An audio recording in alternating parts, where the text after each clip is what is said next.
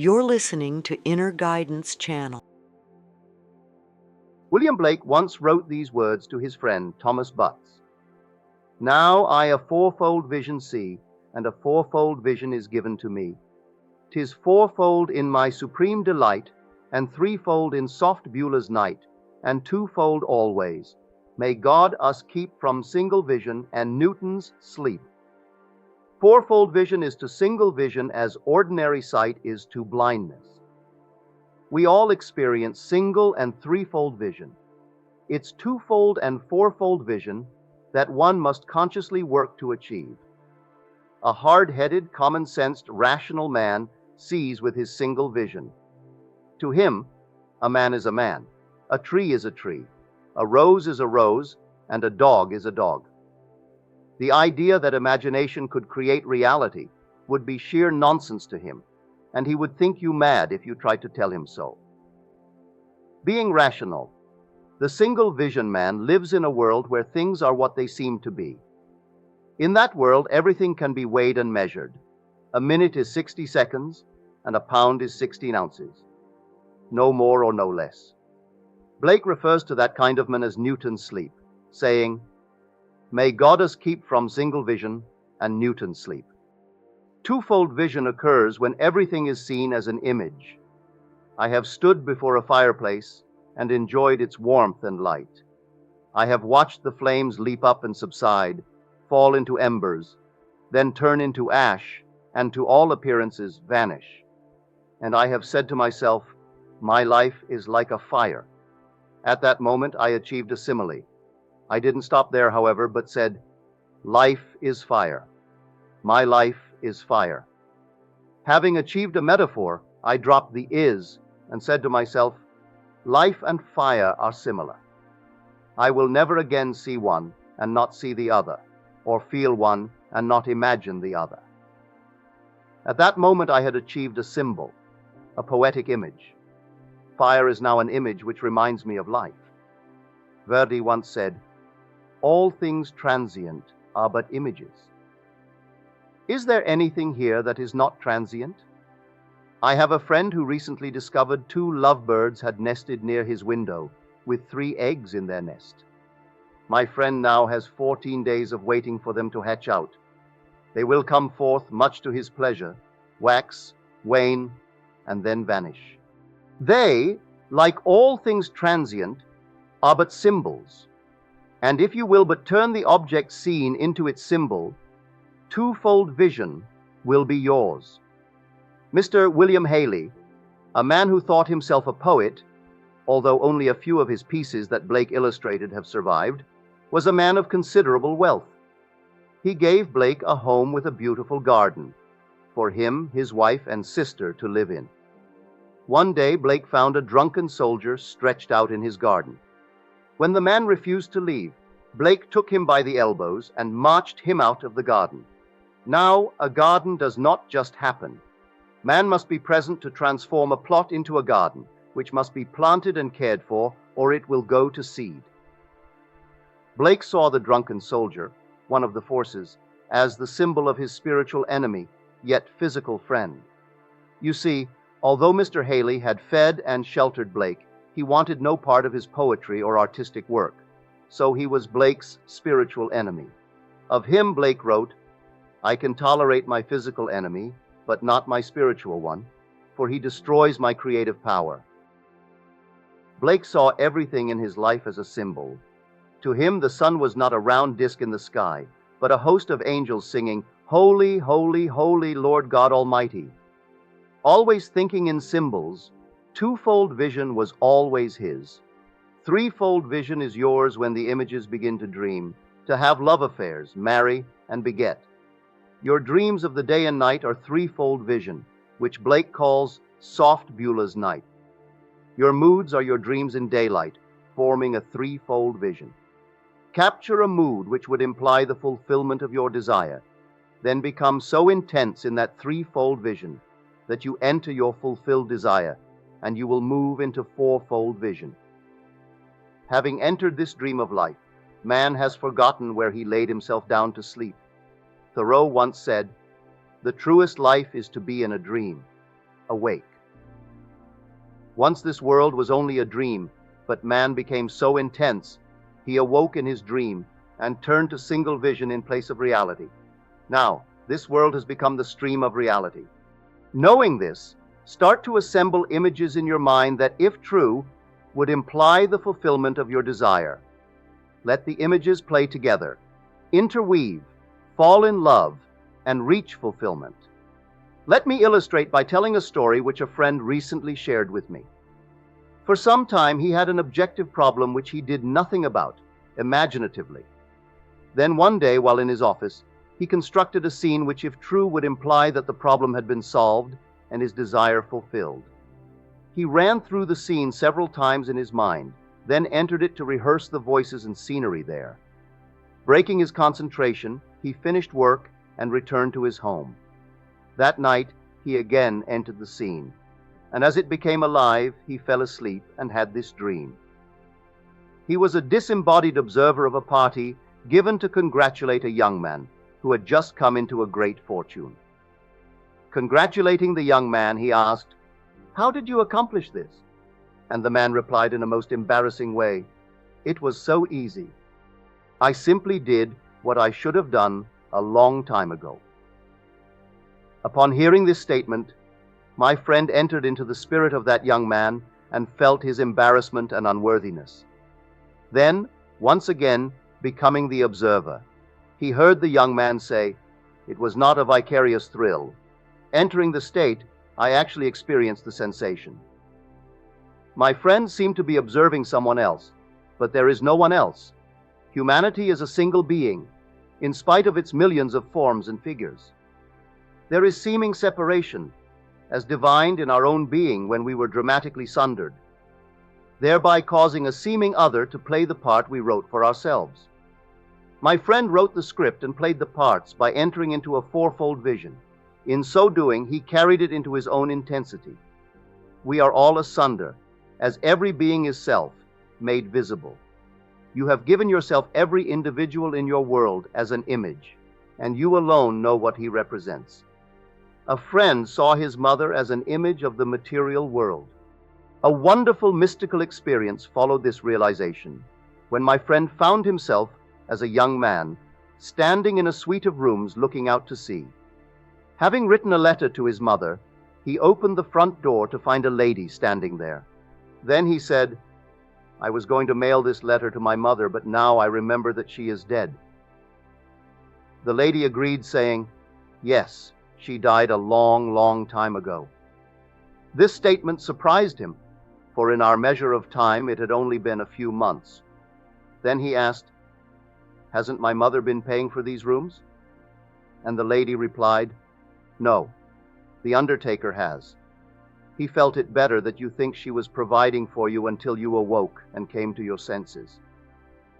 This gentleman is on the verge of complete awakening into an entirely different age.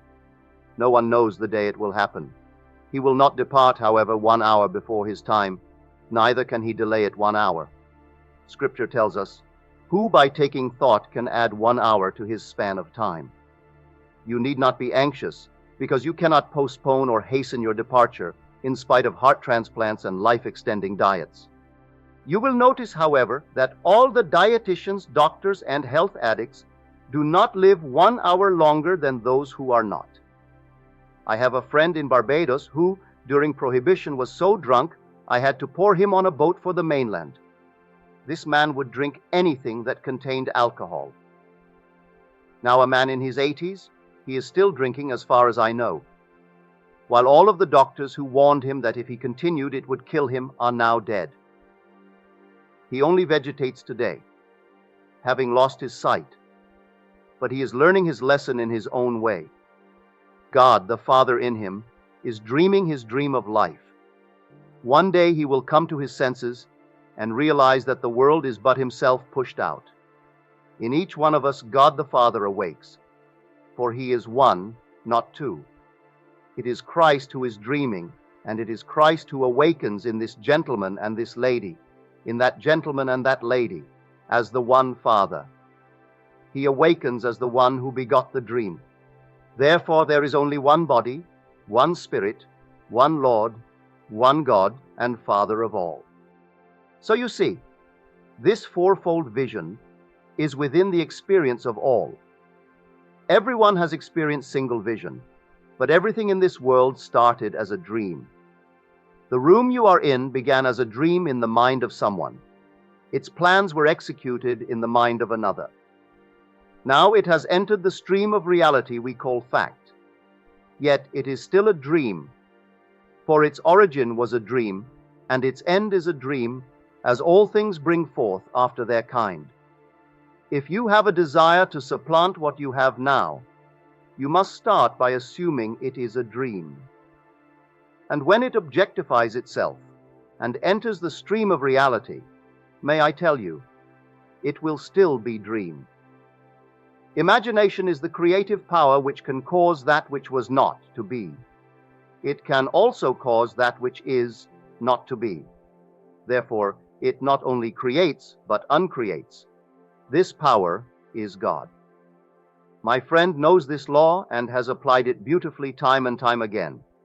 Yet we are all careless and often think a problem will take care of itself, but it will not. The power to change anything will lie dormant unless we operate it, as imagination does not operate itself. Begin now to practice the art of imagining every day.